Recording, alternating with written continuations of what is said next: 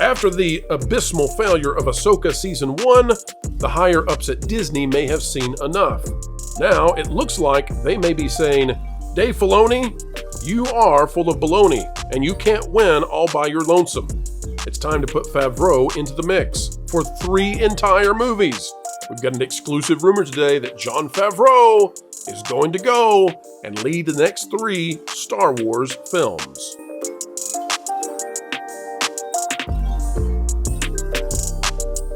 Hello folks, welcome back to the channel that is changing hearts and minds simply by telling the truth with a capital T. What a joy it is to share time with you, and honor as always, an attitude of gratitude every time you decide to click on one of these videos. Today we're bringing you an exclusive rumor, a scoop, but of course, as always, when talking about future products not yet on the market, take it with a dosage of salt because we are in rumor and speculation territory, by the very nature of us talking about something that has yet to come to fruition.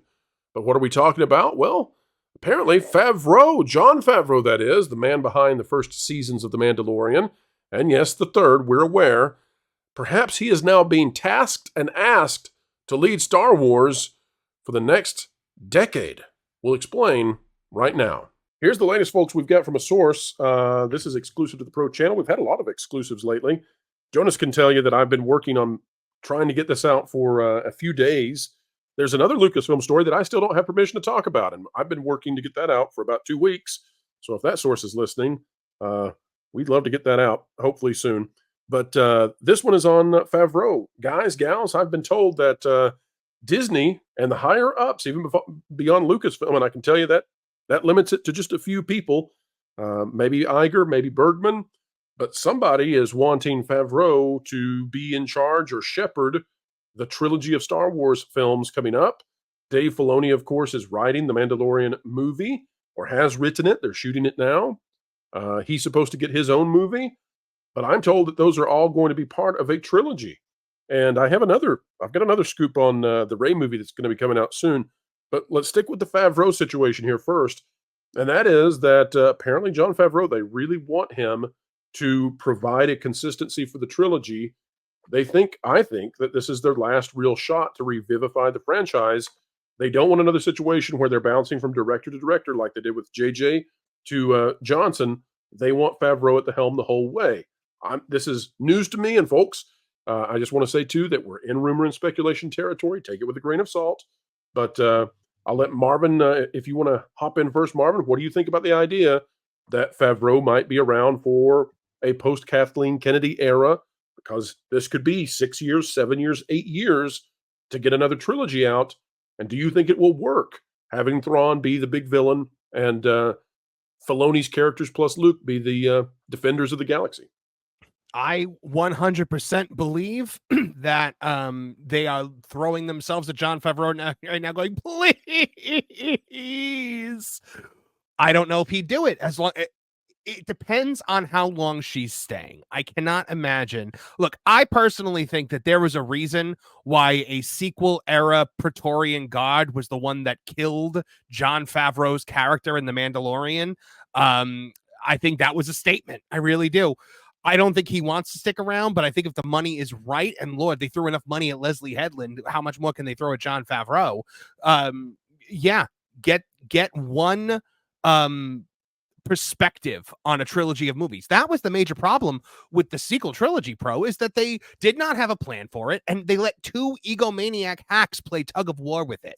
So obviously, if you want a guy to kind of guide 3 movies that will appeal to Star Wars fans, you do you pick the one guy that has actually appealed to Star Wars fans throughout the course of this. I just think that there's a little bit too much damage. I don't think he can actually do it. Culture, Jonas? No, I think it's a very strange thing that you take, again, Jon Favreau's character and you kill him in one episode of the Book of Boba Fett, which he really, really didn't belong in. I don't understand. I think there's also a lot of cloudiness because of this certain fog of war, if you want to, for lack of a better term, because we've all speculated so much at what is going on inside of Lucasfilm. Because we blame Kathleen Kennedy for a lot, but that's because her name is essentially on the door at this point, because George Lucas doesn't seem involved, and she's the highest ranking one there. Dave Filoni doesn't seem like he's got the strong hand to actually be the person in charge of what's going on creatively there. They've shown contempt for the audience in so many ways, and everyone seems to like Jon Favreau, with some fan sentiment that we always hear about whenever I say something like that. I just think he's the only one there that doesn't have, for lack of a better way to put it, a tarnished reputation. So whatever they can do to keep Favreau happy, even if that is just to say, we promise you the guy who is good at this is going to stick around for a little while, they need to do to keep him aboard and let him do whatever he wants. Because I don't think he's going to run that studio as many people. So one step further, my source says to me that the talks to get Favreau to stay for an entire trilogy happened after the final episode of Ahsoka came out, and the reception was clear. That may have spooked Disney in terms of having Filoni lead the whole thing by himself. Well, because Filoni is nothing more than a pawn of the galactic fempire. He doesn't go against, he doesn't try to give the fans what they want. He tries to give the Femperor, Kathleen Kennedy, whatever she wants to keep his job. He's in complete self-sustaining mode. Okay, so the question then becomes, Culture, if okay, so if we get Mandalorian season 1 and 2 of Favreau for a trilogy, fine. If we get Boba Fett, if we get Mando season 3, then I don't feel very good about Star Wars' ability to ever make a comeback. And I think we're down to last straws. This is the last straw wars. Exactly, the last straw wars. Well said. No, I think everybody's like speculation here is correct. First of all, Favreau would have been the choice before you let it drop that you were going to give Filoni the job. And if you should have done that immediately, the moment the success level of Mandalorian led it into, an amazing second season, into potentially a third prior to the release of Gina Carano's obligation contract, I would say that would have been the choice. The problem is Disney never makes that. Well, under the current leadership, Disney doesn't make the obvious choice, the popular choice, the one that will, move them forward and elevate them. They make the galactic fempire choice, as Marvin might say, which again has a major issue. The direction that they've gone with, Kathleen Kennedy's story group and the Project Luminous disastrous. What do they call it? Let's Get High Republic. I think that really kind of cemented the path of failure, the sidewalk that Kathleen Kennedy has built. So choosing Favreau, I don't think became an option, or never was a legitimate one. I think that would have been the smart one, but I don't see him sticking around for 3 films, Pro. First of all, he's not growing. He does a lot of great things. If you've ever seen his film on Netflix, Chef, I mean, that was incredible. The guy, that's that might be one of the best culinary films of all time. And he's sure, I love Ratatouille. That's great. But I mean, just watching that, he has such a range, and he has the heart and soul of a filmmaker. He fought his way up through Hollywood, from acting to something he's very passionate about, which is directing and producing, even his own stories. I think he's got great ideas for Star Wars. I think that he's been thwarted at every path at Lucasfilm and by the Disney company itself. I don't know why he would hold allegiance there outside of a paycheck. I mean, unless they made him, the ultimate emperor over Lucasfilm with complete creative authority.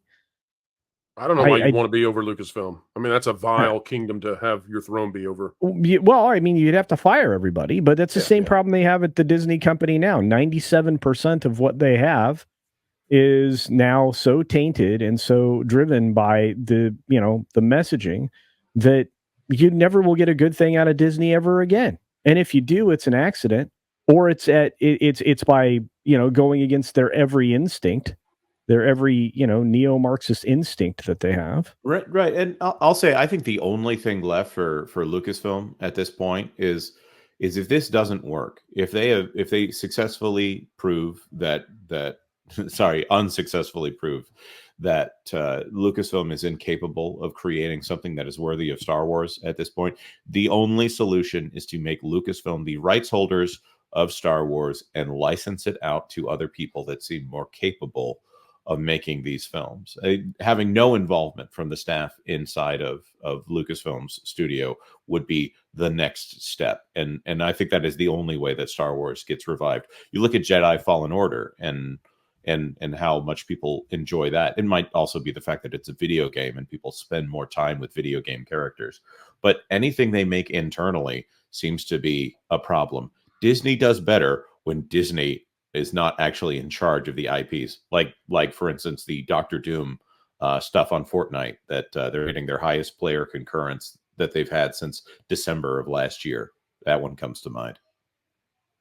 Savvy, Star Wars, the whole sequel trilogy idea that Kathleen Kennedy came up with was to turn the franchise into what she called a 4-quadrant property.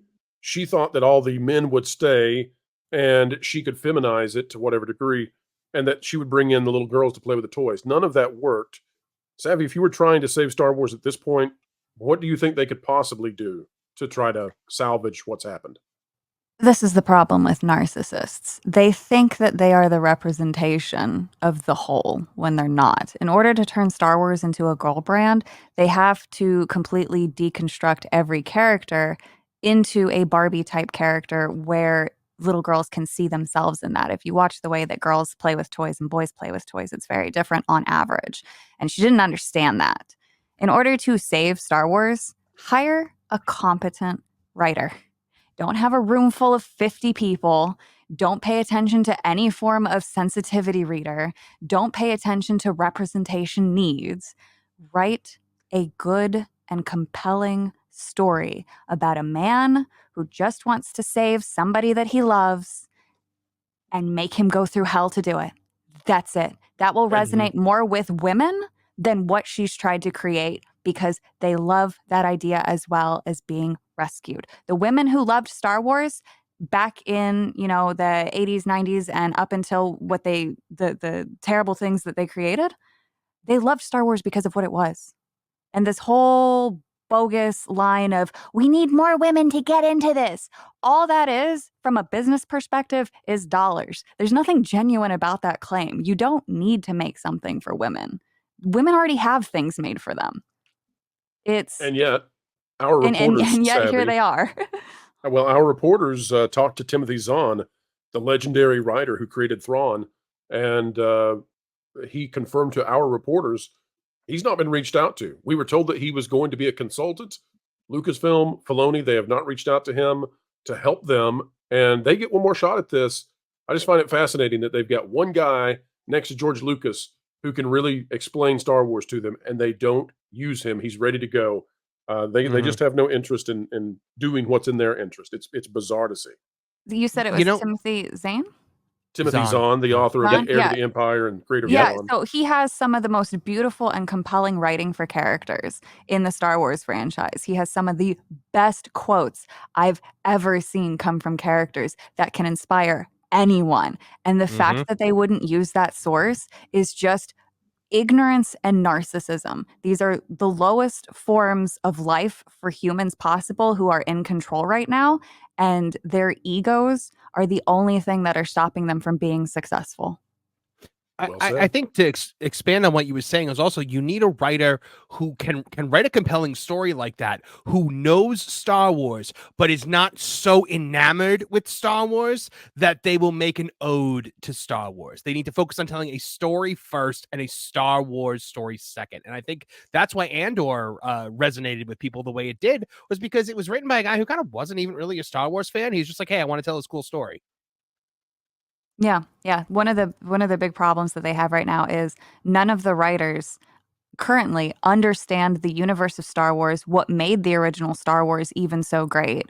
And even worse, they think that they can just do better, when that's never technically the case of a good writer. A good writer doesn't try to do better. They don't try to outdo what was. They're inspired by what was, and they want to do... They basically want to create an homage to that. They say, hey, I was inspired by this, and if I can create something even a fraction as magical as that was, then that is the mark of a good and humble writer. If you go into something saying, I'm going to make something better than what was for people who are underrepresented, you're only just putting your own failed words on the table, and that's it. And then you're setting it on fire. And when no one shows up, you have no one to blame but yourself. But of course, they don't do that.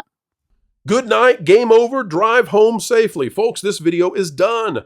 But before we all head home, we only ask one thing. Folks, as you get ready to head on out, consider clicking that like button. Share, subscribe, click it, stick it to those pesky algorithms. It is the notification bell. Drop a comment down below and share your thoughts, for a mind is a terrible thing to waste. Waste not that beautiful personality of yours. And folks, we would say, as you get ready to head out the door, that it has been an honor to spend time with you, an attitude of gratitude each and every time that you elect to join together with us. Breaking bread and breaking entertainment, well, the industry. No, we like entertainment. It's the industry that irks us sometimes. Well, it was a good time. We hope you had a good time. Folks, until the next time, keep learning, keep growing, and as always, keep having fun.